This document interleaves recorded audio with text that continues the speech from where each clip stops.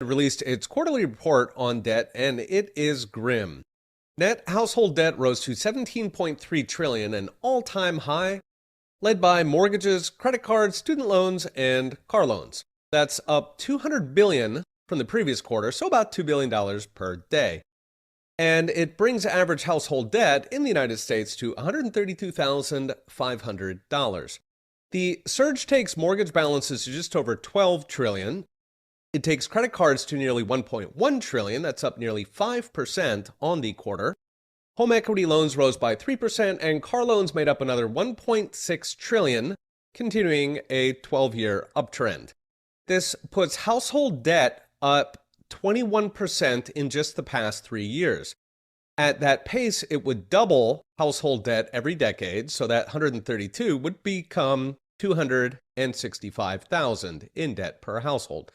More concerning, the Fed says delinquency rates are rising on everything outside student debt, which is currently in legal limbo. Credit card defaults jumped from 8% to 9.4% last quarter. That is the highest since the peak of the pandemic. And as my colleague E.J. Antoni pointed out, that's the fastest rise since the 2008 crisis. For perspective, on the very eve of the 2008 financial crisis, credit card defaults were at 9.5%. Today, they're at 9.4% and rising fast. Credit card delinquencies, as you would expect, were worst among millennials and those with auto loans.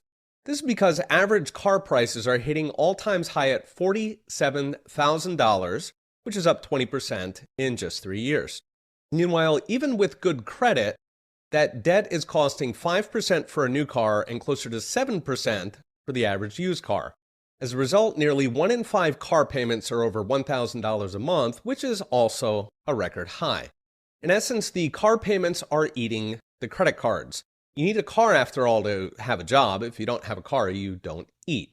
But with average credit card rates running 21%, that puts people on a treadmill they can't keep up. A few weeks ago, Bloomberg ran an article on car owners doing just that, falling behind on payments, which is the final stage before delinquency, at record rates. They noted over 6% of car loans are at least 60 days past due. That's the highest since data began. This implies America's leafy suburbs will soon be invaded by an army of repo men. Cox Automotive estimated 1.5 million cars will be seized this year, which is up 20% from last year.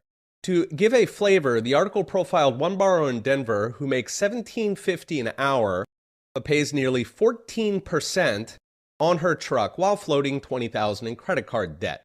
She looks out every morning to see if the truck is gone. So what's next? Brought to you by Unchained. What's next is, with debt soaring even as real incomes go down, millions of Americans are falling into a debt trap. In a recent video, I mentioned the supposed blockbuster GDP numbers built on household debt.